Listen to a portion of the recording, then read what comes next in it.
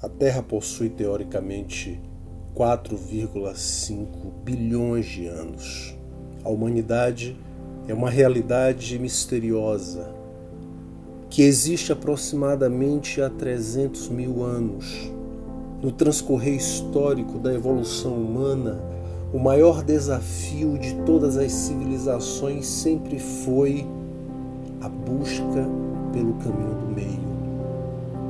Os homens buscaram poder, buscaram conquistas, buscaram riquezas, mas deixaram de lado a grande conquista que um ser humano pode fazer, que é encontrar o caminho do meio dentro da sua própria alma. E esse desafio nunca alcançado e pouco refletido, mesmo atravessando guerras, pestes, fome, inúmeras tragédias, o ser humano parece resistir ao aprendizado da vida e do tempo. Com 7 anos de idade comecei a trabalhar no Cinzal carregando palha. Comecei a carregar 3 palhas, passei a carregar 4, 5, 6, entendeu? E assim foi. Passou o tempo, a gente nessa vida eu não consegui estudar. Então eu sou analfabeto, né? Mas graças a Deus, né? Porque eu semendo o ABC, eu aprendi, né? E aí dificultou um pouco, né? A minha vida a respeito de andar, né? Porque a gente sabe que uma cidade grande como essa, né, para você andar sendo analfabeto é complicado, né? Mas graças a Deus, porque pelo menos o ABC eu sei, né? E aí não dá para se perder assim, mas foi uma vida sofrida mesmo, aquele Cinzal lá em Vaz Nova. La educación puede ayudar y contribuir a mejorar la sociedad, a un cambio social, pero no es la llave maestra. La educación por sí sola no va a poder con nada si no va acompañada de otras políticas sociales, de otras políticas económicas, que vayan de la mano con esa política educativa. Porque es un todo, la sociedad es un todo, y la educación por sí sola no va a poder llevar al cambio social, aunque por supuesto puede contribuir e pode ajudá-lo. Na minha infância, eu quis ter muito a atenção da minha mãe, assim, a aproximação com minha mãe. Mas ela veio para mim, me falou alguma coisa, eu falei que ela não gostava de mim, que ela não me amava. Ela me disse que eu era o cocô que ela tinha parido. Ela era o cocô que ela tinha cagado. E eu acho que naquele momento aquilo me transformou, aquilo me marcou de uma forma, e você passar toda a sua infância, passar toda a sua pequena vida tentando agradar alguém para ter, e sendo sua mãe, e você receber aquilo, você ouvir aquilo, foi foi, acho que até hoje, a coisa mais dura que eu já ouvi. E aí minha realidade realmente descolou muito das pessoas que estão ao meu redor de maneira geral, sabe? Das pessoas que cresceram comigo. A gente senta na mesa de bar e... pô, todo mundo com pai, com mãe, não paga conta, tá tranquilo, terminou a faculdade, mas não tá assim... desesperado por emprego, para ter carteira assinada ou coisa do tipo, tá ali de boa em casa com o quartinho, com o pai, com a mãe, no apartamento no quarto dele, numa boa, não tem conta para pagar. E eu fico assim, porra, sei lá, já me senti mais de uma vez como se eu fosse um clandestino na mesa dele, sabe, um estrangeiro, um clandestino, onde a ligação que eu tenho com eles hoje é justamente pelo passado, assim, a gente é amigo há muito tempo, então nossa ligação é justamente por a gente ser amigo há muito tempo. Mas as vidas fizeram assim e descolaram de uma maneira que... porra, sei lá, velho. Tanto é que descolou tanto que eu não consigo falar da minha vida com eles. Porque assim, eu tenho medo da reação deles, eu tenho Eu acho que até eles têm medo de eu falar alguma coisa, porque não vão saber o que falar, sabe? Então, eu acho que nenhum amigo meu remotamente imagina passar pelo que eu passo, sabe? E mora aí meu irmão, já tem 3 anos, e no início foi bem difícil, porque, assim, eu tinha que entender que meu papel era de irmão, não era de pai, não era de mãe. Mas ao mesmo tempo eu sou a única figura na qual ele tem como modelo, digamos assim, né? Então, eu sou a figura responsável dentro da casa, teoricamente, né? Bem teoricamente isso. E foi difícil eu entender esse papel, porque eu tinha que ser irmão, mas eu tenho responsabilidades sobre ele, mas não são responsabilidades paternas. Então eu não posso deixar ele de castigo, eu não posso ficar dando esporro nele. Então demorou um pouco pra mim e pra ele a gente entender essa dinâmica, né? E... Pô, a gente passou dificuldade pra porra, velho. Logo no primeiro ano, sei lá, já algumas vezes a gente chegou em casa que eu trabalhava o dia todo. Eu estudava de manhã na UFBA, trabalhava de 1 às quase 8, depois saía do trabalho e voltava pra UFBA. Chegava em casa às 10 e pouca da noite. Ele também o dia todo estudando no cursinho e tal, tentando passar medicina. Às vezes a gente chegava em casa de noite e não tinha nada pra comer. E aí, velho, tem uma coisa pra comer? Porra, não tem nada pra comer. Então vamos dormir, não vamos estudar hoje, vamos dormir, porque se a gente ficar acordado aqui a gente vai sentir mais fome e fudeu. E aí pra dormir vai ser pior. E aí amanhã de manhã a gente se vira, vai comer alguma besteira na UFBA, comer alguma besteira no cursinho, comer alguma coisa por lá na rua, qualquer besteira. E foi um processo complicado, sabe? Eu não consigo imaginar meus amigos hoje da minha idade que tem uma certa situação financeira legal, tranquila, passando pelo que eu passo e pelo que eu passei. 2 eventos marcam profundamente a minha reflexão. Eventos que aconteceram quase que simultaneamente. O primeiro deles, a invasão portuguesa em 1500. O território brasileiro, a Ilha Brasil, é invadida, é extorquida, explorada. Os habitantes da terra, os índios, tornam-se escravos. E ao longo do tempo, 75% da sociedade indígena foi assassinada. E até hoje, nos nossos dias, pouquíssimos daqueles que ainda existem são perseguidos. Paralelamente, ainda em 1516, os espanhóis oficializam a conquista do território argentino, explorando as terras argentinas que já era habitada por nações indígenas. Um povo que sentia alegria e prazer simplesmente pela vida existir. E em nome do poder, milhares de pessoas da sociedade indígena, mais uma vez, sofrem o descaso e a perversidade de uma civilização que, em nome da cobiça e da ganância, é capaz de matar e destruir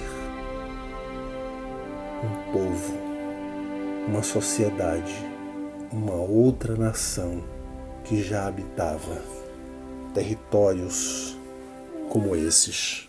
Eu tenho orgulho de ser negro porque desde cedo minha mãe me ensinou que independente de cor, de raça, né, eu devo lutar pelos meus direitos na sociedade, eu devo lutar pelo que eu acredito, pelo que eu quero na minha vida.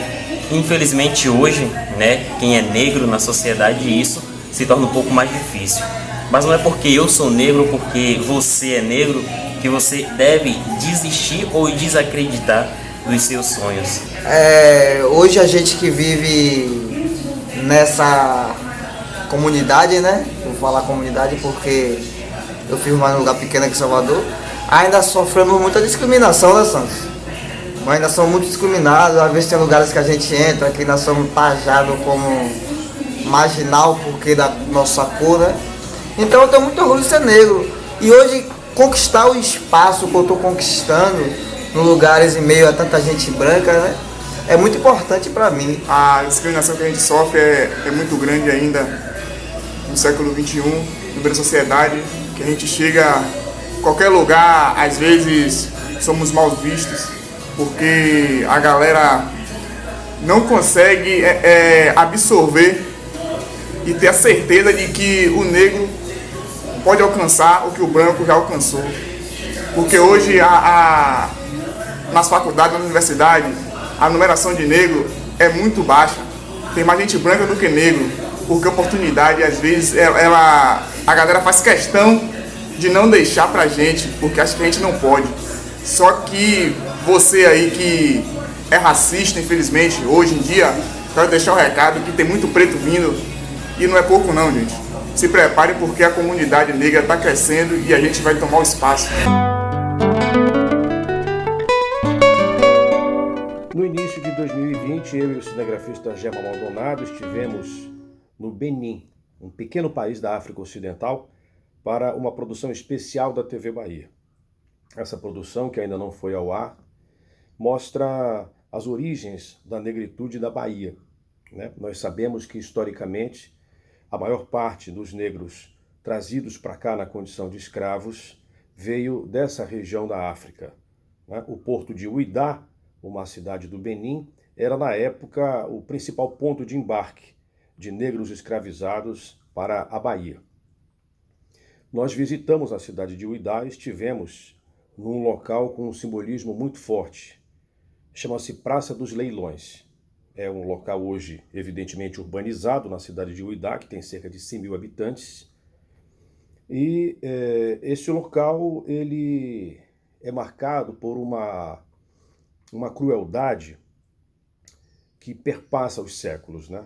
Apesar de não haver hoje nenhum tipo de evidência física que tenha restado daquela época, nenhum monumento, nada, mas nós sabemos que era naquela praça que se davam os leilões, né? A venda dos negros que eram trazidos do interior da África para as pessoas que compravam esse tipo de mercadoria, entre aspas, ao redor do mundo. E era naquele local que famílias inteiras eram separadas, né? O pai era vendido para os Estados Unidos, a mãe vinha para o Brasil, os filhos iam para o Caribe. Enfim, era uma situação de extrema dureza, de extrema crueza, que é impossível hoje estar na Praça dos Leilões e não se emocionar diante disso. Falando por mim, foi uma sensação de um constrangimento muito grande, né, como brasileiro, por saber que o Brasil naquela época era um dos maiores mercados, né, para os negros escravizados da África, e que a maioria daqueles negros que vinham em direção ao Brasil terminavam aqui na Bahia. Então, ao pisar naquele local, né, é um local vazio, né, praticamente não há nada na praça, a não ser uma grande figueira no centro, que, segundo dizem, é testemunha daquela época. Mas não há bancos, não há jardins, é uma praça até muito crua, né? Ao pisar naquele local, eu senti um profundo pesar, né? Me emocionei e senti uma sensação de dívida, né? Eu me senti devedor, né? Ainda que não tenha, logicamente, participado daquele período histórico, mas me envergonhei, né, enquanto brasileiro, por ter indiretamente, historicamente, participado daquilo. Foi uma sensação muito difícil, né, que eu precisei contornar naquele local para poder continuar nosso trabalho. É um total absurdo, balela, esse mito de que não existe o racismo no Brasil. Só vamos resolver essa questão quando reconhecer que temos aqui uma grande parcela da população racialmente discriminada.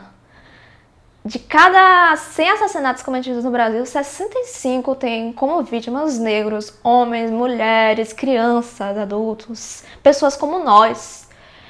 É preciso continuar criando oportunidades educacionais para a população mais pobre, em especial para jovens negros e índios, que são completamente ignorados pelo resto da sociedade, mesmo sendo a maioria da população.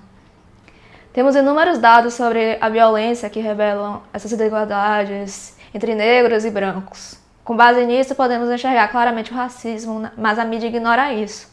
Podemos ver no dia a dia, nas nossas próprias casas, podemos ver como isso acontece. Toda e qualquer forma de enfrentamento da violência contra os negros precisa de coragem, paz e seres humanos de verdade, gente de bom coração, com empatia, pensar que são nossos amigos, são nossos familiares, são pessoas como nós.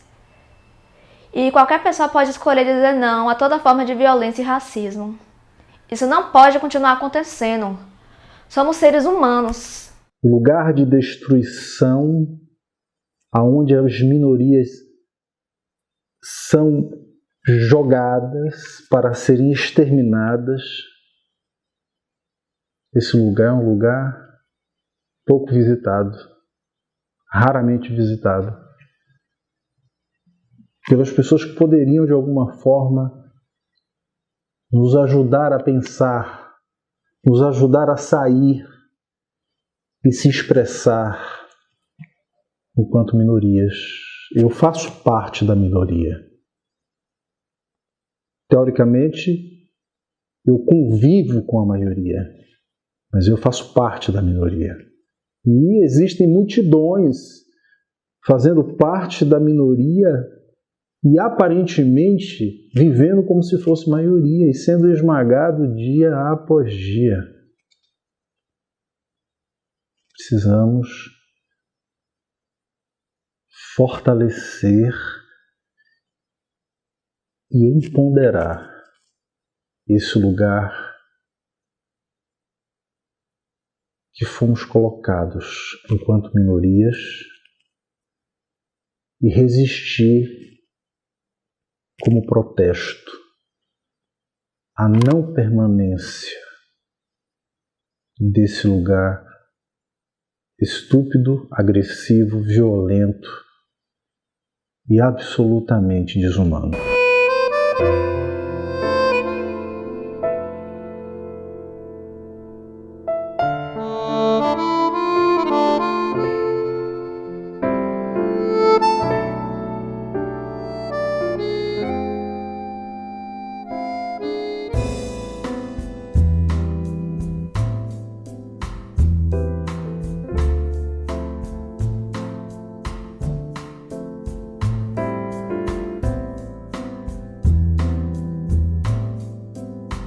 A arte é a nossa essência, a arte é o que nos conecta com nós mesmos e o fazer artístico está presente em tudo da nossa espécie, desde a essência, desde o princípio.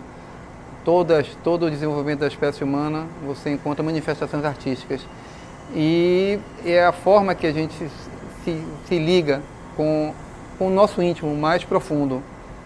E poderia ser uma repetição do que está fora, de imitar sons da natureza, imitar formas da natureza, mas eu acho que é muito mais imitar o que está dentro da gente, reproduzir, dar vazão ao que está dentro da gente. A arte nos conecta com a nossa essência, com o que há de mais profundo dentro de nós. Não podemos esquecer de que o mundo tem uma dívida com o continente africano, uma dívida imensa, uma dívida cultural, uma dívida artística, principalmente uma dívida artística, mas sobretudo uma dívida afetiva. A sociedade tem uma dívida com a África, E essa dívida, ela está na esfera do afeto, na esfera do acolhimento, na esfera do cuidado. E é lastimável pensar que toda a cultura, toda a arte que foi emprestada a todas as outras etnias, em momento algum foi olhado para o outro lado e ao menos alguém ter dito muito obrigado. Temos uma dívida com a África, temos uma dívida com os nossos irmãos africanos.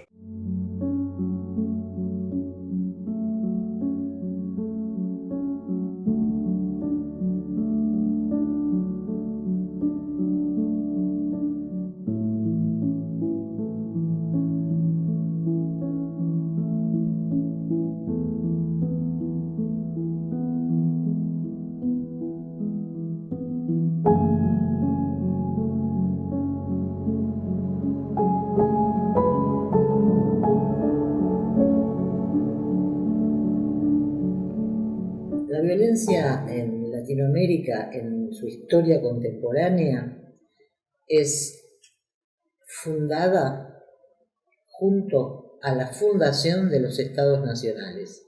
Todos los estados nacionales, cuando fueron creados, ejercieron una violencia y un genocidio sobre las poblaciones originarias para poder tener una exclusividad racial, por así decirlo, y apropiarse de territorios que estaban en manos de los pueblos originarios.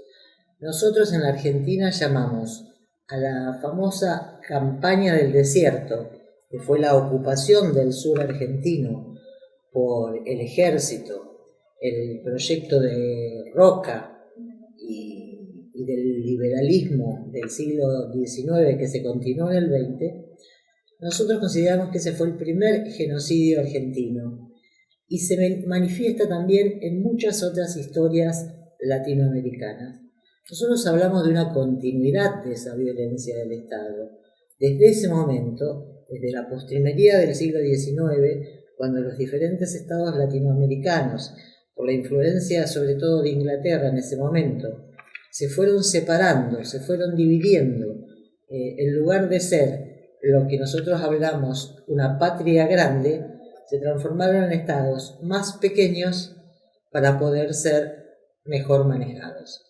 Eso es un proyecto que la derecha continúa hasta nuestros días y por eso los historiadores hablamos de continuidades represivas.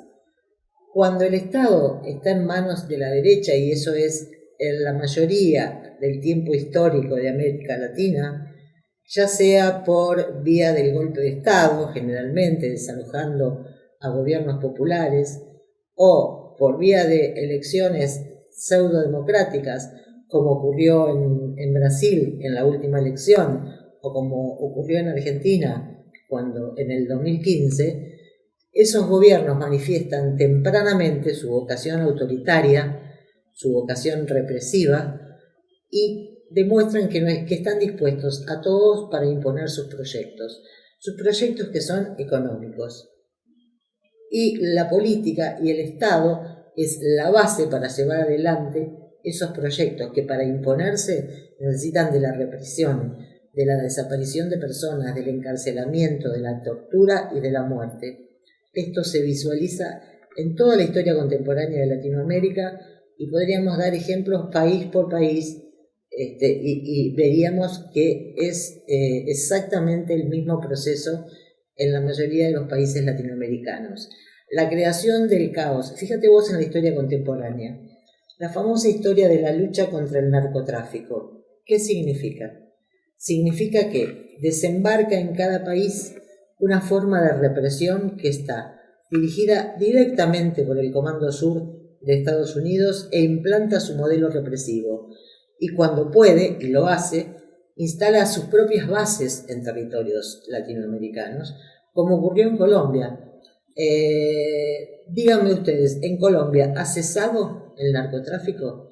¿O continuamos con las luchas y con las muertes diarias de líderes sociales, de líderes indígenas, de líderes de comunidades agrícolas. No, porque el proyecto sigue siendo el mismo y hay una fachada democrática, presidencias que se suceden y siempre son lo mismo de lo mismo. Ocurrió durante mucho tiempo en México y vemos lo que le está costando a México poder intentar salir de esa situación con un presidente que tiene otra manera de pensar, pero al que lo están obstaculizando y poniéndole palos en la rueda para que no pueda avanzar. Lo vemos en la Argentina, donde el narco está desafiando al Estado, aún que sus líderes estén en la cárcel, y ese proyecto de crear caos es un proyecto inherente a la derecha porque justifica la represión de todo tipo, y si no es la fuerza del Estado la que lleva adelante ese tipo de represión y de políticas genocidas, por así decirlo, siempre hay una mano de obra desocupada, que son los sicarios del crimen, que lo hacen. Entonces las sociedades se sienten inseguras y también sienten que, bueno, de alguna manera alguien te tiene que justificar para estar más seguro vos, entonces aceptás que venga la gendarmería y fuerzas federales e invadan todas las ciudades, y las ciudades, y vos lo sabrás bien en Brasil, parecen que estuviesen ocupados bajo mando militar, ciudades que se transforman como ciudades en guerra, hay más gente con uniforme que civiles. Todo eso se visualiza a lo largo de estas últimas décadas, sobre todo en la mayoría de los países latinoamericanos. Vos lo ves en Buenos Aires, en Rosario, en Río de Janeiro, o ni que hablar en Santiago de Chile, en Quito, ni que hablar de las ciudades colombianas. O sea, hay un calco de metodologías al servicio de un proyecto que no tiene nada que ver con los intereses de los pueblos latinoamericanos, pero que son impuestos a sangre y fuego porque es la única manera de que eso suceda.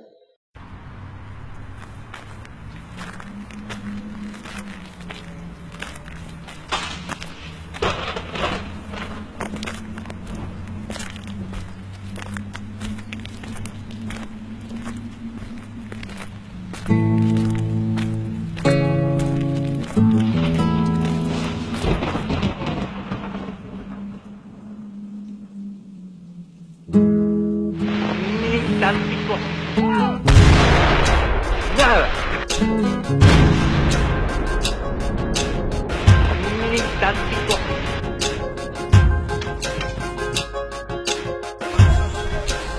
Confiar en el imperialismo.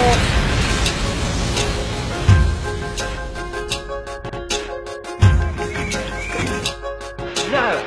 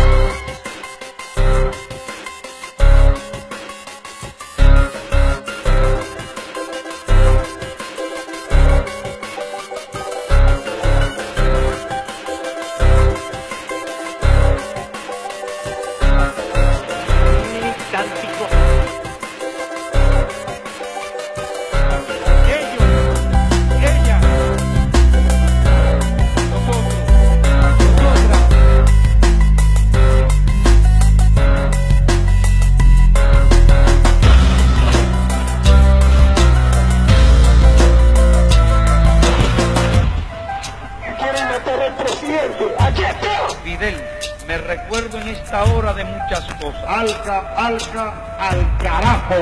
Viva Latinoamérica unida. E se vocês, trabalhadores, entenderem que essa diretoria, em algum momento... El empoderamiento popular, el empoderamiento de las libertades. El estudio para ir profundizando cada vez más. No estar sometido en las iniciativas del imperio norteamericano. ¡Viva México! Quisieran que me recuerden por haber hecho camino, por haber marcado un rumbo.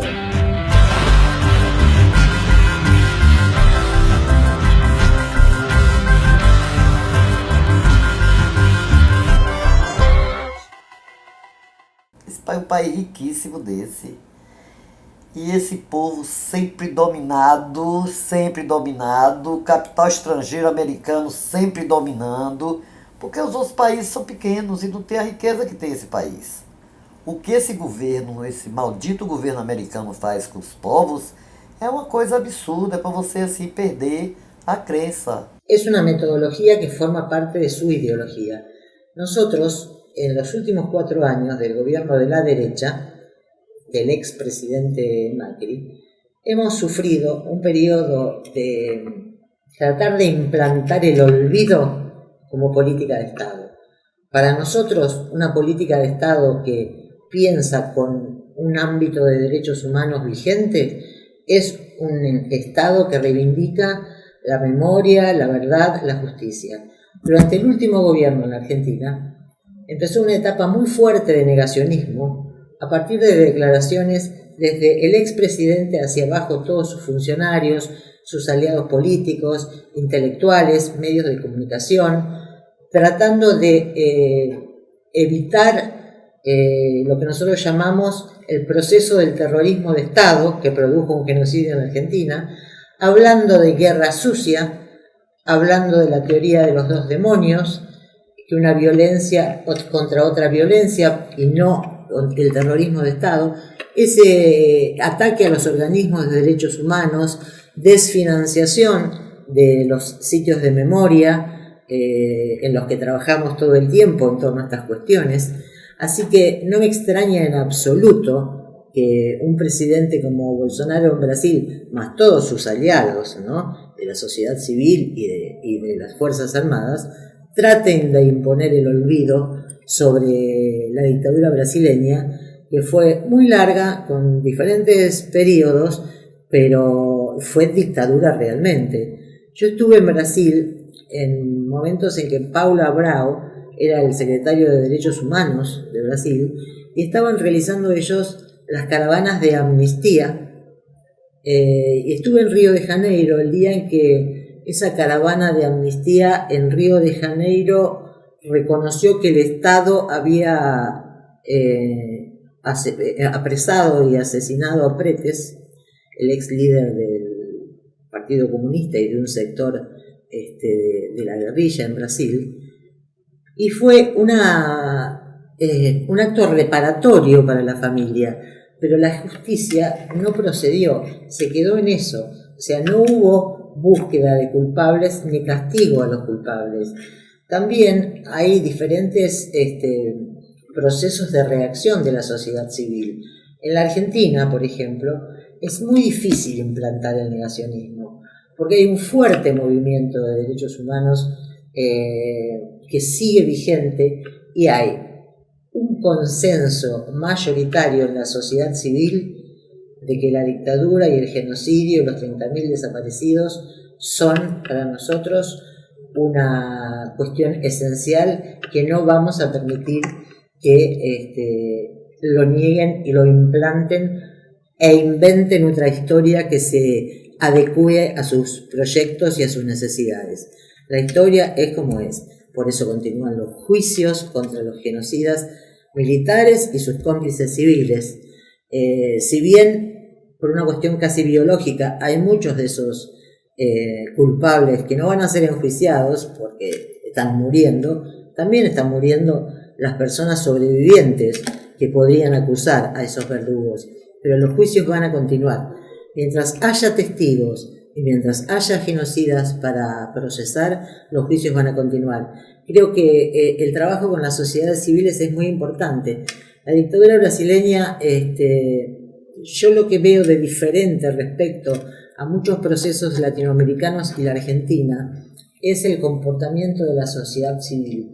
En la Argentina tempranamente se conformaron organismos de derechos humanos, madres, Asamblea Permanente por los Derechos Humanos, familiares, variedades de organismos que fueron los primeros en cuestionar la metodología de la desaparición y muerte de la dictadura, y hasta el día de la fecha son los que están en la calle junto al pueblo argentino, tratando de que todo eso no se olvide ni se niegue.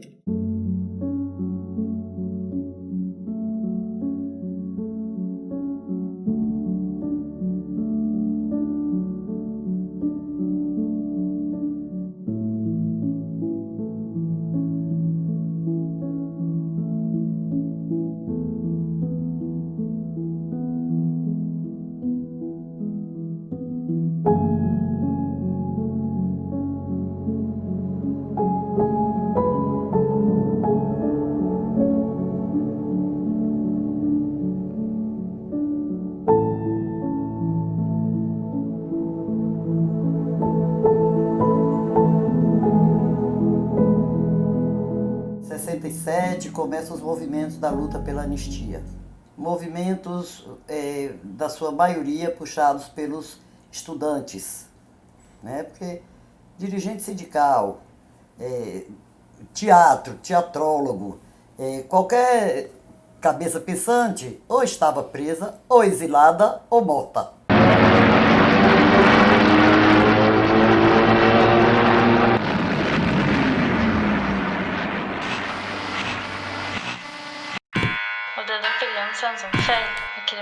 Lo que ustedes llaman aciertos son errores. Los que reconocen como errores son crímenes. Das, was ihr als das Richtige bezeichnet, sind Fehler. In der Ökonomiepolitik dieser Regierung ist es. En la política económica de este gobierno debe buscarse Sondern Grausamkeit begangen, in der nicht nur die Erklärung y lo que omiten son calamidades. Se recomienda a todos los habitantes el estricto acatamiento a las disposiciones y directivas.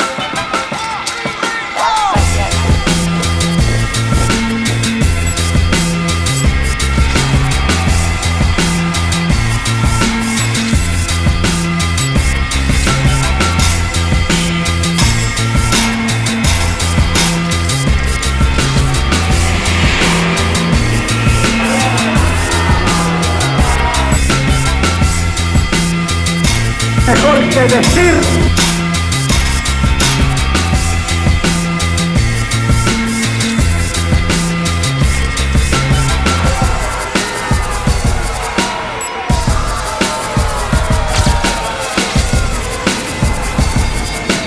Ce que vous appelez les succès sont des erreurs. Le premier anniversaire de cette inversion Sont des erreurs. militaire a motivé l'équilibre des actions gouvernementales dans les documents et les discours officiels. Ce que vous appelez les succès sont des erreurs. Das, was ihr als Y lo que omiten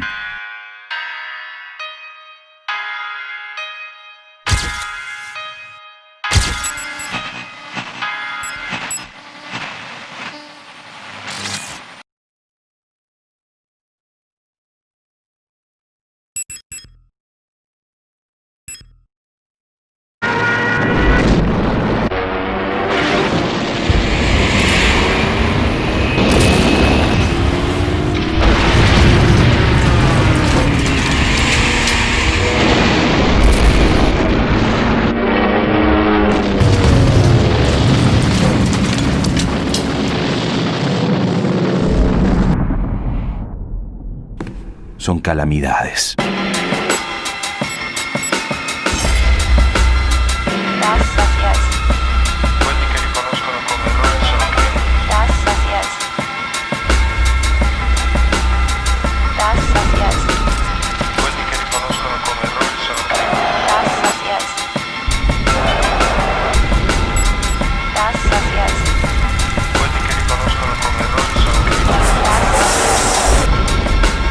Ciò che omettono sono calamità.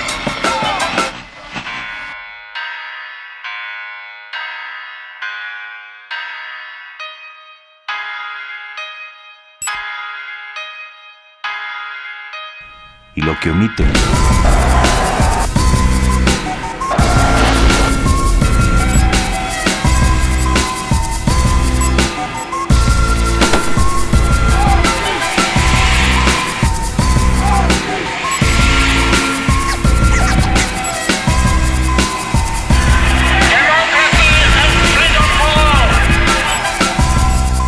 Grave crisis institucional culminó con la separación del doctor Arturo Illia.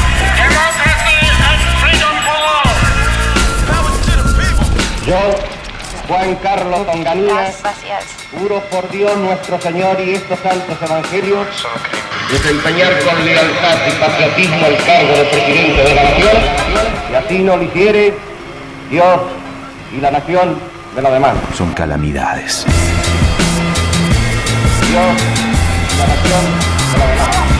Algunos manifestantes arrojan piedras contra la policía. Si así no lo quiere,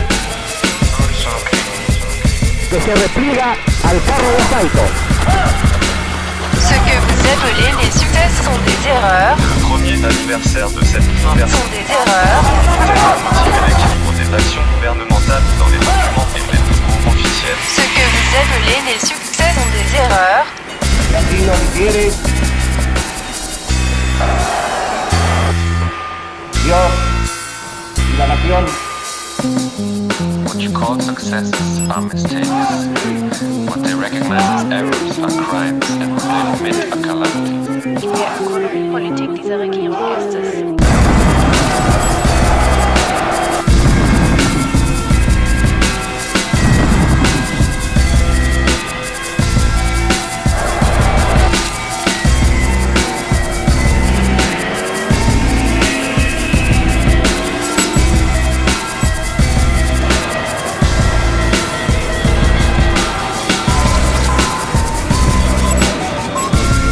Durante toda mi vida política no he sido otra cosa más que un modesto soldado de la causa nacional y de la causa peronista.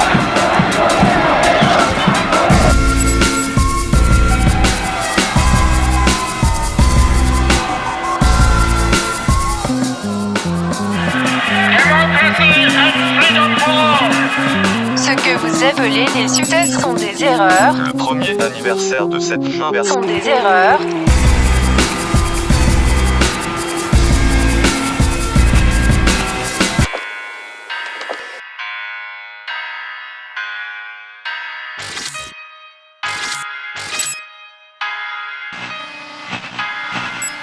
Asumo constitucionalmente la primera magistratura del país, pidiendo a cada uno de los habitantes la entereza necesaria dentro del lógico dolor patrio para que me ayuden a conducir los destinos del país hacia la meta feliz que Perón soñó para todos los argentinos. Das, was er ist. Das, was er ist.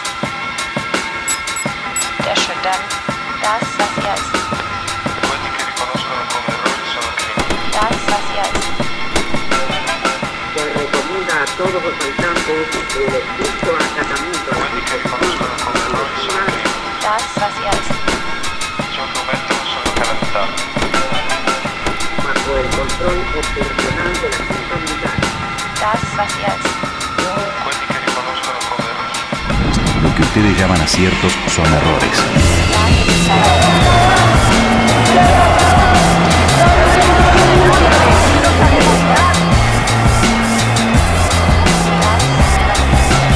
Quiero utilizar una frase que no me pertenece.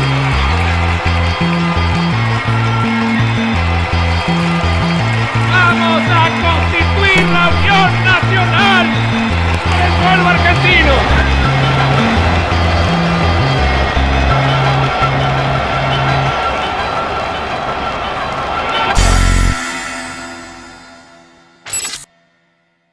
Em 79 é sancionada essa lei da anistia pelo militar Figueiredo, João Figueiredo, ainda militar. Então não era a lei que nós lutávamos na rua, foi a anistia possível.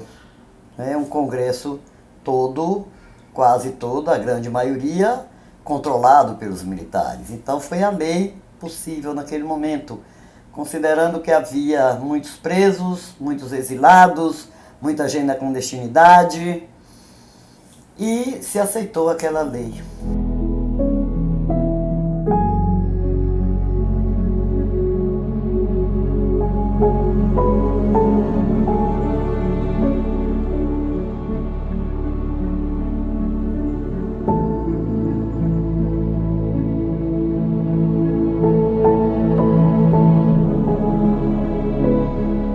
Aí o atestado de óbito da minha irmã é assim, de Naelza Soares Santana, aquele modelo de atestado de óbito que tem no Brasil.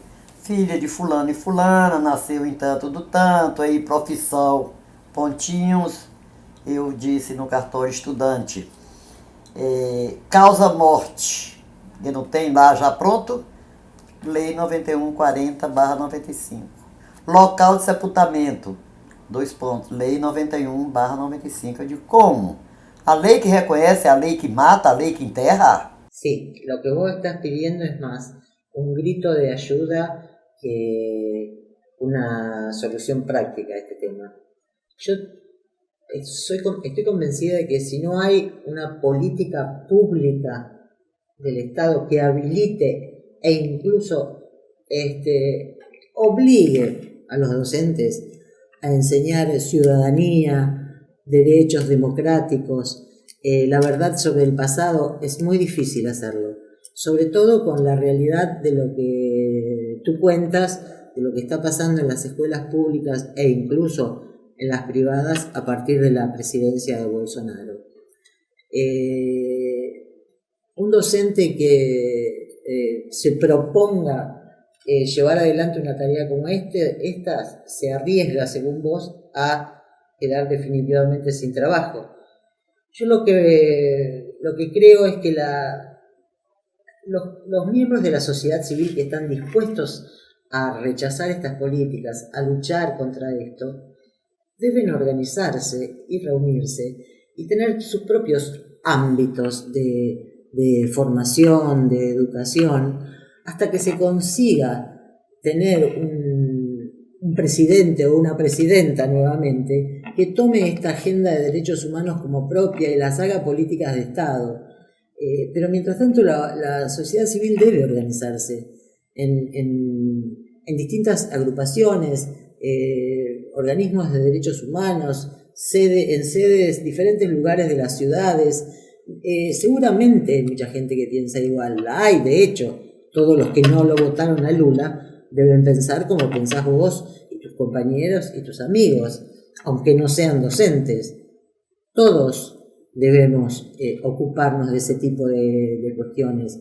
Es una responsabilidad más que ciudadana, es una responsabilidad como ser humano oponerse al cercenamiento de los derechos básicos, como la vida, por ejemplo.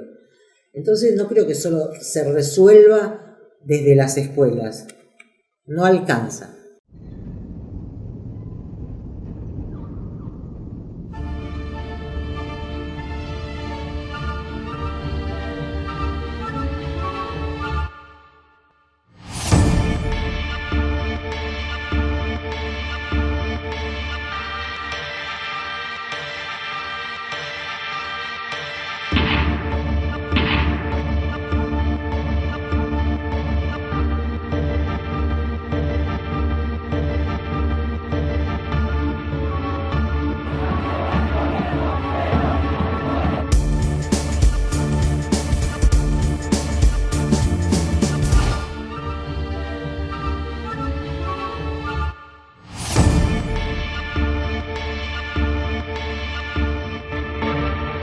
Firmado Jorge Rafael Videla.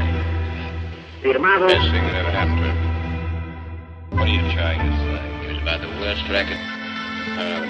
Jorge Rafael Videla.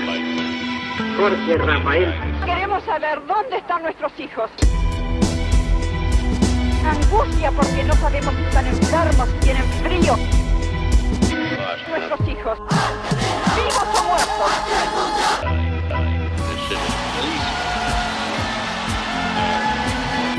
Firmado Jorge Rafael Videla. ¿Dónde están nuestros hijos? Firmado.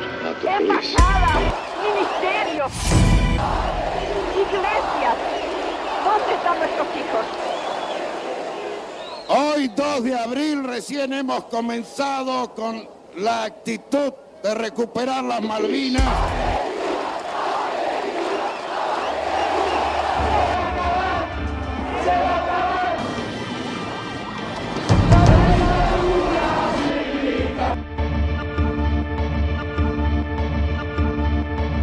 Raúl Ricardo Alfonsín.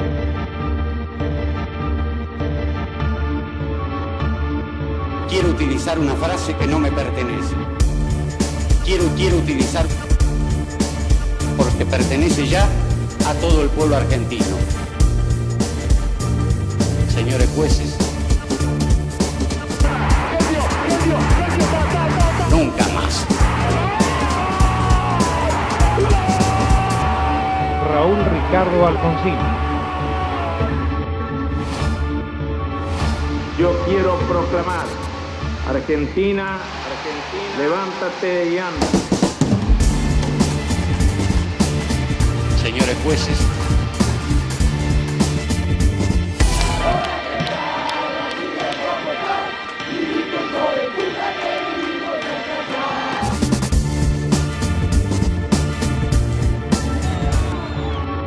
Dicen que soy aburrido. señores jueces,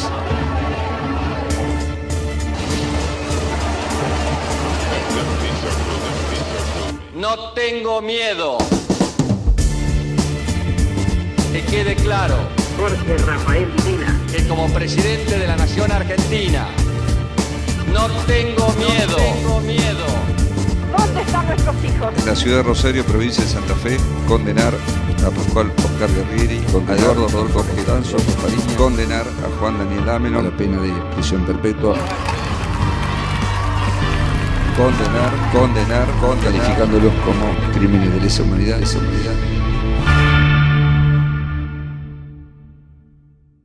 Bueno, en principio, el padre de mis hijos y yo fuimos secuestrados.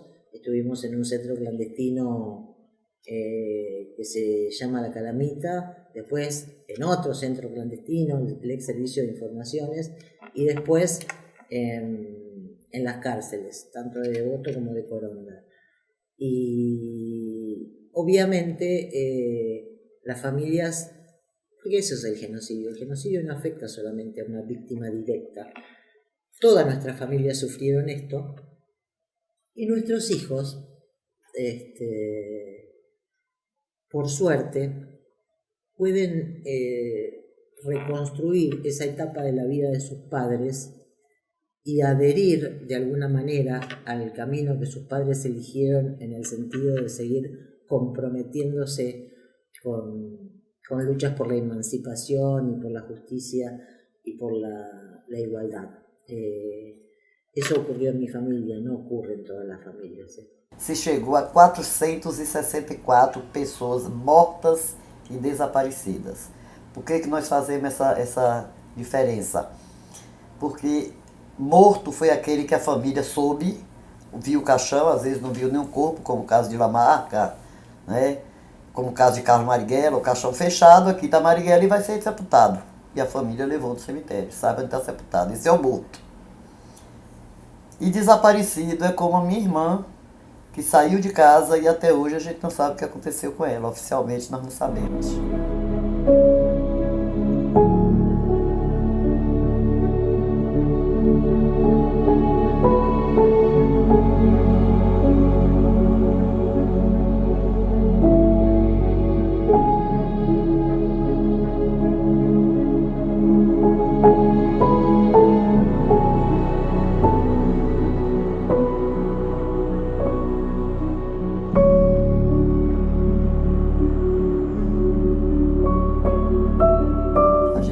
Tido nenhum conforto do Estado brasileiro.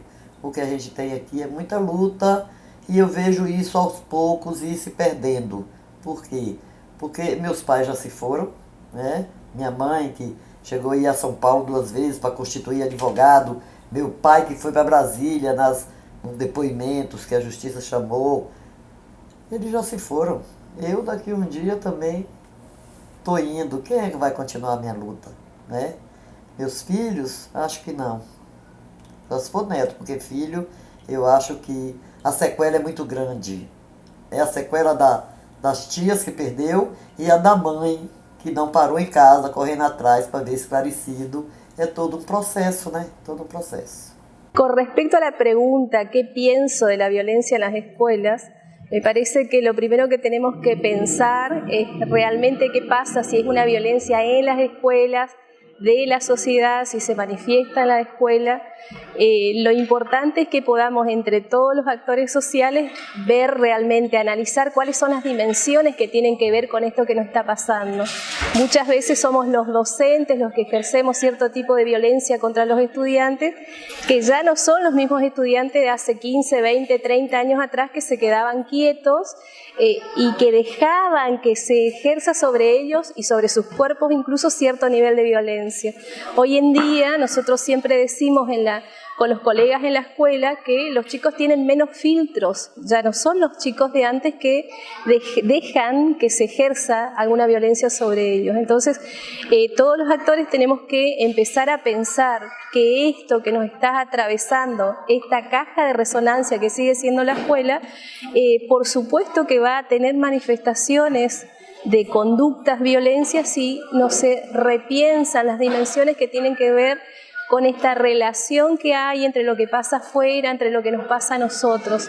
Muchas veces también tengo colegas que son violentados por sus alumnos de diferentes maneras, con agresiones verbales, con el hecho de no participar en nada, y al docente también algunas veces se le dificulta la relación con el estudiante si el estudiante no tiene ganas de estar ahí. Algunas veces la sensación que da es que nadie tiene ganas de estar a donde está. Entonces yo creo que lo primero que hay que hacer es sentarnos entre todos los actores que podamos, los actores sociales, a pensar seriamente cuáles son las dimensiones que hacen que nuestras relaciones estén tan complicadas. Y tengo mucha esperanza de que lo podamos hacer, así que tendría que ser hasta una invitación a que podamos hacerlo. Eu acho que a aliança da Igreja Católica fez muito mal para o início desse país, junto com os portugueses, né? Eu não gosto de português, não gosto, como não gosto de americano. Não gosto, não tenho conversa, não tenho vontade de ver, não tenho vontade de visitar, não tenho vontade de conviver, nada. Com esse povo que só fez mal a outros povos, primeiro os índios, depois os negros. E o legado que deixou aí, que é o legado de pedir esmola. Gente, eu acho que um povo para se desenvolver, um povo que pede esmola, né, um povo que tem com que trabalhar. Então você tem que criar as oportunidades, tem que lutar para que as oportunidades sejam criadas. Em vez de você lutar, você vai pedir esmola. Esse é o grande legado da Igreja Católica, dar esmola para salvar a alma lá no céu, né? E se manter no poder. Creo yo que las mujeres en todo el mundo, pero especialmente en Latinoamérica, han liderado procesos de resistencia civil y son como la cara visible de todo aquello que el régimen desprecia y quiere destruir. Si vos te fijás en los índices de muertos en Latinoamérica en estos últimos 10 años, el índice siempre es mayor de mujeres que de hombres. Lideresas campesinas, alcaldesas, dirigentes de movimientos sociales, siempre mujeres. Ustedes tienen el caso de Marielle en Río de Janeiro, que es un caso emblemático, porque no mataron a cualquier concejal, a cualquier dirigente político que tuviese incluso sus propias ideas, sino a ella por ser mujer. Son mensajes muy fuertes que el poder le envía a la comunidad diciendo esto es lo que pasa cuando ustedes pretenden enfrentarnos. Pero en realidad, a esta altura del desarrollo de estas cuestiones, lamentablemente por nuestros muertos pueden ser reivindicados si nosotros somos capaces de tomar sus banderas y seguir adelante con sus luchas.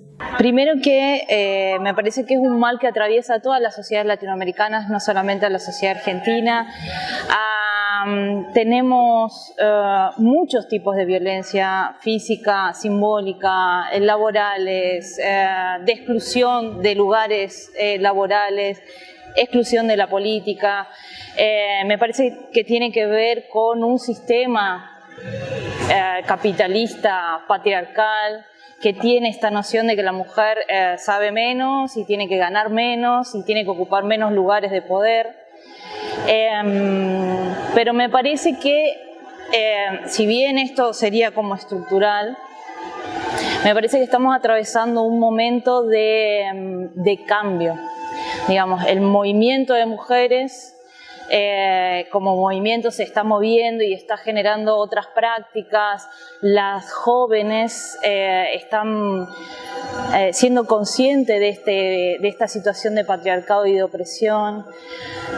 Aunque los índices de mortalidad de las mujeres que siguen siendo asesinadas continúa siendo alto, el sistema judicial no responde a esa violencia contra las mujeres, económica, física, simbólica.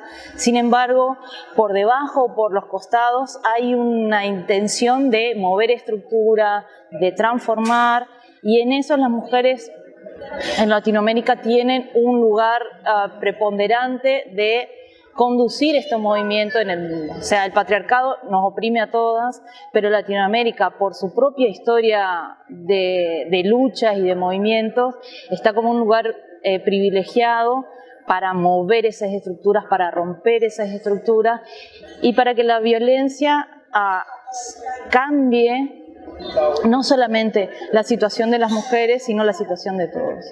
Y creo que en ese sentido el movimiento feminista está dando una batalla política, pero también simbólica y cultural, sobre cómo pensarnos en una sociedad más igual, en una sociedad menos desigual, en una sociedad más equilibrada en términos de redistribución de los recursos y de los bienes y del poder, digamos. Pero es un momento de bisagra, de cambio, que el movimiento feminista es bastante consciente, o muy consciente, de que hay que tirar el patriarcado, y en ese mismo movimiento de tirar el patriarcado hay que pensar qué sistema nos puede incluir a todos, a todas y a todes. Eu não sei onde está minha irmã enterrada, eu não sei como ela morreu.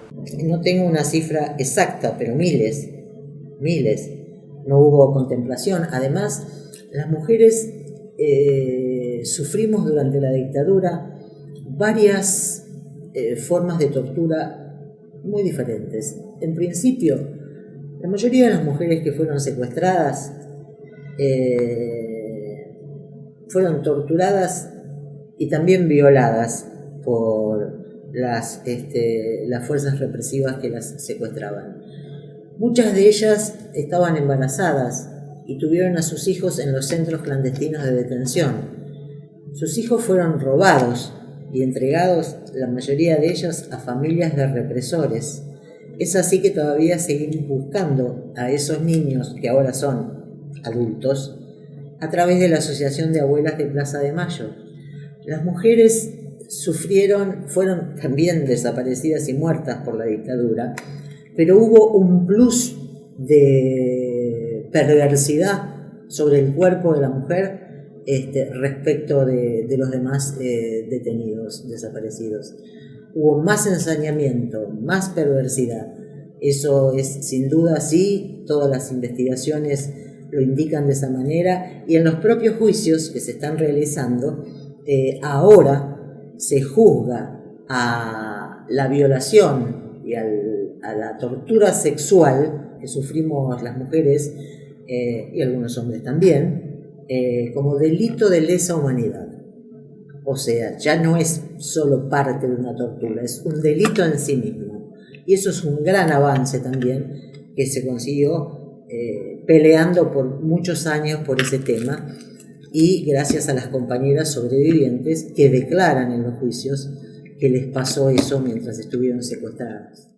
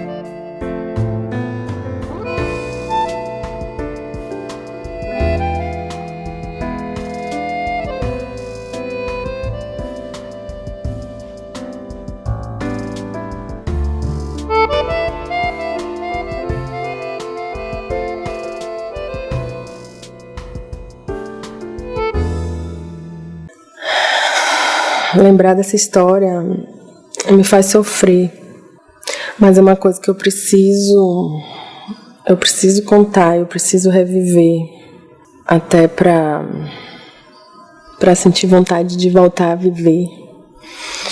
Eu lembro que uma noite eu estava dormindo em minha casa, no meu ambiente, no meu lar, e de repente eu acordei sobressaltada. Quando eu me dei conta, era meu esposo. Ele havia me amarrado sobre a cama. Era o pai dos meus filhos, com uma furadeira elétrica. Ele me disse que nunca mais nenhum homem olharia para as minhas pernas nem para os meus seios. Com extrema violência, ele perfurou as minhas pernas. Com alicate, ele arrancou o bico dos meus seios. Quando eu olho para mim, às vezes eu perco a vontade de viver. Quando criança, eu fui abusada diversas vezes. E por pior que seja dizer isso, eu comecei a achar que era normal. Cheguei a pensar que era uma maneira de me tornar mulher. O abuso que mais me marcou aconteceu aos 9 anos. O meu vizinho me violentou. Ele tinha 2 filhos, com quem eu e minha irmã mais nova adorávamos brincar. Mas toda vez que íamos à casa dele, ele deixava os 3 assistindo filme e dizia que comigo ia ser algo mais. Eu apanhava todos os dias. A agressão era física e psicológica. Meu irmão mais velho me ameaçava o tempo todo. Se eu não parasse de gritar, ele me mataria. Ele tinha uma arma em casa. Teve um dia que ele me agarrou de bruços na cama, passou o braço pelo meu pescoço e se deitou sobre mim com toda a força. Fiquei sem respirar e com a coluna quase fraturada. Fiquei com o corpo cheio de marcas roxas. O pior de tudo, meus filhos assistiam tudo isso que ele fazia. Querido pai, minha carta é uma despedida. Eu lhe escrevo tremendo. Seguro a minha caneta e vou marcando cada letra com muita dor. Em breve entrarei no silêncio. O silêncio está na minha garganta. Foi você que roubou todas as minhas palavras. Sua filha. Quando se procura entender o papel da mulher na sociedade, há de se voltar o olhar para os primórdios da existência de nossa sociedade. E a gente precisa dar ênfase à formação do sujeito, dos seus grupos, das classes sociais, porque desde a colonização do Brasil, o papel da mulher brasileira vai perpassando por funções, às vezes, exóticas, ora degradantes e muitas vezes desumanas, porque as mulheres em algum momento foram admiradas, temidas como representantes do mal. Assim foi considerado as bruxas e os movimentos todos contra e a barbárie de silenciar a existência de mais de 2 milhões de bruxas. E quando a gente vai observar esse conceito da não função, tendo uma real observação, uma influência na evolução do ser humano, essa marginalização e até a aniquilação do papel do feminino é assustador. Estoy convencida de que la educación puede ayudar y contribuir a los grandes cambios sociales. Creo que desde las escuelas, pero también desde otros ámbitos educativos que tal vez no sean escolares, se puede educar y formar a las nuevas generaciones en la importancia de los derechos humanos, en la importancia de no repetir ciertos aspectos de nuestra historia, como por ejemplo lo que fue la última dictadura militar, formar a nuestras niños y niñas en la educación sexual integral, para la no discriminación hacia un montón de colectivos, para la no violencia hacia la mujer, justamente. Pero bueno, eso requiere en primera instancia, de un posicionamiento desde cada gobierno para impulsar políticas educativas, desde lo curricular hasta, lo que sea infraestructura, capacitación docente. Y después también, y sobre todo, el posicionamiento político de cada docente y el compromiso ético y profesional de enseñar lo que se requiere para estos tiempos y educar para una sociedad que sea más justa. Cuando me di cuenta del proceso de violencia contra mí misma, empecé a simplemente darme cuenta que habían pequeñas violencias en mi día a día. Desde el simple hecho de usar un zapato que me hacía daño solamente para parecer más bonita. Y me di cuenta de ahí que iba a dejar de hacer muchas cosas que me hacen daño, desde lo más simple como un zapato, hasta empezar a aceptar algunas cosas como son. Entonces, si yo no voy a aceptar el dolor de un zapato, no voy a aceptar el dolor de una relación. Todo lo que me hace daño ya no hace parte de mi vida. Y de a poco não vai ser nada que me haga daño, vai ser parte de mim. Era função da igreja castrar a sexualidade feminina, usando como contraponto a ideia do homem como superior, e ali ele cabia como um ser no exercício da autoridade. Todas as mulheres carregavam o peso do pecado original. As mulheres estavam fadadas a serem estigmatizadas por conta dessa reflexão. E esse pensamento, essa crença, esse medo acompanhou e talvez ainda acompanhe a evolução do desenvolvimento do feminino. E até o século XVII, por exemplo, só se reconhecia um modelo de sexo que era o masculino. A mulher ela era conhecida, concebida como um homem invertido inferior. E a gente vai perceber que desta forma é entendido como um sujeito menos desenvolvido nessa escala da perfeição da metafísica.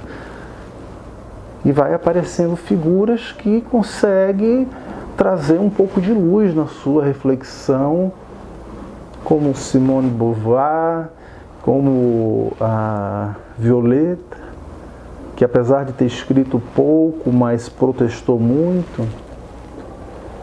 Mulheres com uma força, uma capacidade mais próximo a nós. Tivemos aí a Olga, né? Olga Benário, que lutou contra o nazismo, a própria Maria Bonita, que não se curvou diante do poder bélico coronelista, que esteve à frente, disposta ao lado de Lampião, que tinha muito mais dignidade para tratar o feminino do que a sociedade que eu julgava, mas nós temos visto que a mulher na história sempre esteve num lugar de muito sacrifício, de muito cuidado. No século XIX a gente vai encontrar a figura da mulher, passa de homem invertido ao inverso do homem, ou a sua forma de tentar compensar assumindo os erros ou as ausências que era do homem, da figura do masculino. Então a culpa era da mulher. Se alguma coisa não desse certo, era a culpa da mulher. Se os filhos não funcionassem, a culpa era da mulher. E assim a gente vai percebendo uma sociedade de absurdos, a gente vai percebendo as mulheres cada vez mais vítimas de violência doméstica, vítimas de misoginia, vítimas de desigualdade de gênero. É um absurdo cada dia que passa, é inconcebível, é antibiológico essa realidade acontecendo. Os pais enterrando suas filhas, vítimas de violência, do namorado ciumento, do marido ciumento. E essa luta precisa ser de todos nós, não é uma luta das mulheres. O que acontece do ponto de vista social, todo esse retrato aonde não é e não representa a mulher, não é uma luta dela, é uma luta de todos nós. Esse lugar da igualdade, esse lugar da dignidade que pertence à mulher e que é dela. Qual é o lugar da mulher? É o lugar que ela quiser alcançar. Qual é o espaço da mulher? O espaço que ela quiser ocupar. E a luta não é somente delas, é nossa. O militar deixou o Brasil mesmo, a ponte Rio-Niterói, a Transamazônica, que até hoje não acabou, né? Então, qual é o legado mesmo? Bom, só deixou um legado ruim, só deixou, né, essa história maldita, essa história de perseguição, história de tortura, desaparecimento com corpos, que você prendeu a pessoa, eu acho que você está numa guerra, travou a batalha, quem morreu ali morreu, agora tem que ser respeitado, seja quem for. La violencia física me da la sensación que siempre está precedida de una violentación cognitiva. Esa violencia cognitiva tiene que ver con eludir el ser del otro.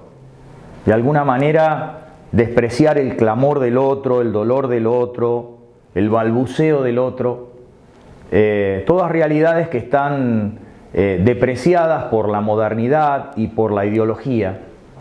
Creo que la madre recoge al niño del balbuceo y lo lleva a la palabra, y de la palabra al pensamiento. Así que me parece que estar atento a la comprensión del otro es la mejor manera de eludir la violencia. Siempre toda violencia, insisto, está precedida de una exclusión cognitiva del otro. Hay alguien que te golpea porque básicamente no te comprende. Em 64, a Igreja Católica apoia o golpe, mas não é o Câmara, esse povo.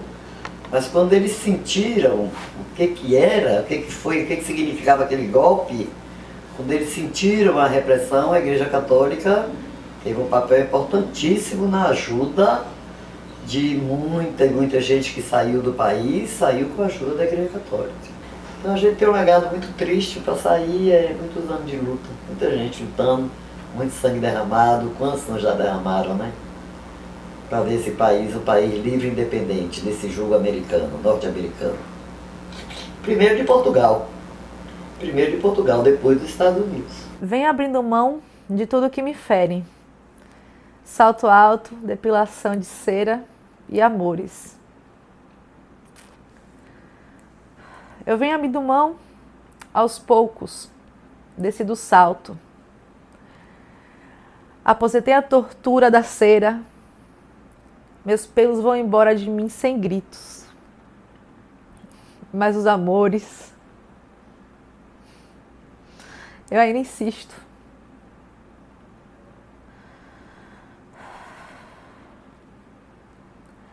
Permaneço mesmo me ferindo. Até o momento que eu me dou conta que dói viver e peço para ir embora. Daí eu lembro, no escuro do meu quarto, todos os momentos e sempre consigo perceber exatamente a hora que eu era para ter levantado e ido embora.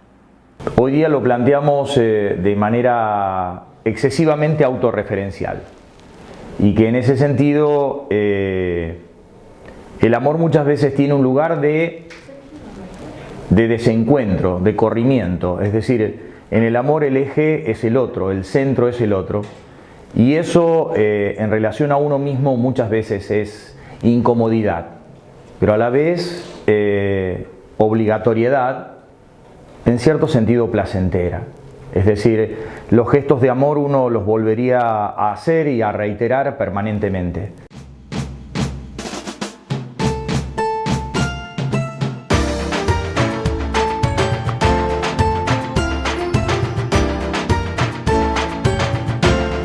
Eu amo a Bahia, tenho medo do Brasil. Eu amo a Bahia, tenho medo do Brasil. Eu amo a Bahia, tenho medo do Brasil. Eu amo a Bahia, tenho medo do Brasil.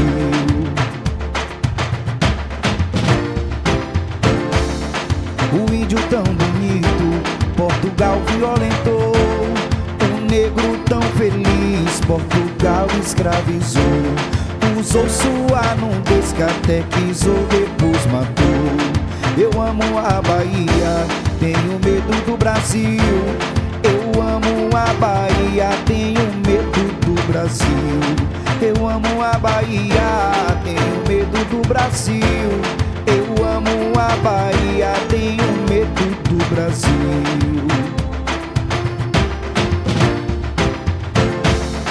O crime delatado tem castigo de bebê. Criança abandonada tem a rua pra viver. O velho não tem vez, do azar virou freguês. Eu amo a Bahia, tenho medo do Brasil. Eu amo a Bahia, tenho medo do Brasil. Eu amo a Bahia, tenho medo do Brasil. Eu amo a Bahia, tenho medo do Brasil.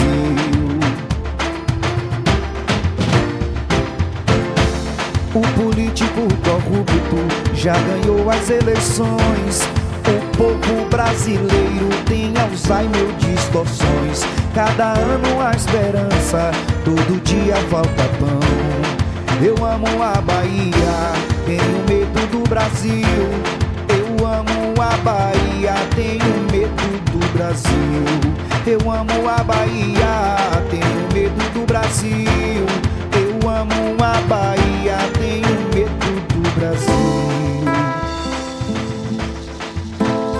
Esbanjando beleza e euforia, os índios perplexos avistavam imensas embarcações. Pero Vaz de Caminha fitou os olhos nas meninas e meninos, reprimindo a nudez do índio e documentando o ser ilícito. Mas ilícito foi o que estava por acontecer. Portugueses fétidos, perversos, ladrões políticos ocuparam o que não lhes pertencia. Desocuparam violentamente os donos da terra, sequestraram, traficaram. Quanta dor, quanta dor. Mais de 5 milhões de índios foram assassinados. 1.700.000 negros foram trazidos da África na condição de escravos para a Bahia. Eles foram vendidos, maltratados, torturados, assassinados. O maior e mais terrível genocídio da história da humanidade. Velhice é chegar cheio de dor igual tua. Deve ser assim, né? Depois que eu fiquei velha, meu filho me abandonou. Sabe por quê? Porque essa velhice é uma droga. Depois de velha, a gente não consegue levantar direito, não consegue sentar direito. Pra sair da cama é uma dificuldade. Solidão, tu que cravastes em meu peito o teu frio arpão.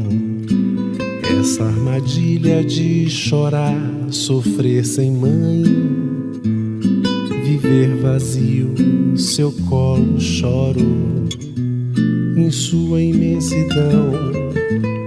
Solidão, nó no peito, angustiado, pulsa o coração. É dor de filho abandonado sem ter pão. É flor caída, cansada, despetalada ao chão. A imagem da velhice está muito relacionada com a imagem cultural da sociedade, de como a gente encara essa etapa da vida. A velhice, para mim, no meu trabalho, ela é um ciclo de uma vida. É uma fase como a gente tem a infância, tem a adolescência, tem a fase adulta, Só que na velhice a gente não está acostumado a lidar, eu acho que em momento quase nenhum da vida da gente, com as nossas limitações. A gente se deparar com as nossas dificuldades. E é na velhice que a gente vai ter um resultado de como foi o estilo de vida da gente. Então a gente não está jovem e de repente, pum, você acorda velho. Existe um processo, então é o processo de envelhecimento que te leva à velhice. E nesse processo nós temos que ter um cuidado em várias áreas da nossa vida, a área espiritual, a área física, com a questão alimentar. Então o estilo de vida nosso é quem vai determinar praticamente o tipo de velhice que a gente vai ter. Claro que tem as intercorrências das doenças que são agregadas a esse processo de envelhecimento, mas se você cria para você hábitos saudáveis, se você tem uma vida social bacana, se você é um ser espiritualizado, se você cuida da sua saúde física, da sua saúde emocional, a probabilidade é que você atravesse o processo do envelhecimento de uma forma mais leve, mais suave, e assim você possa ter uma velhice com qualidade de vida.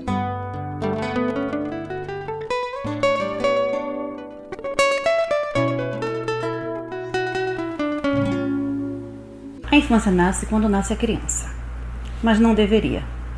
A infância deveria nascer quando os pais de uma criança se tornam adultos e pensam em ter uma criança.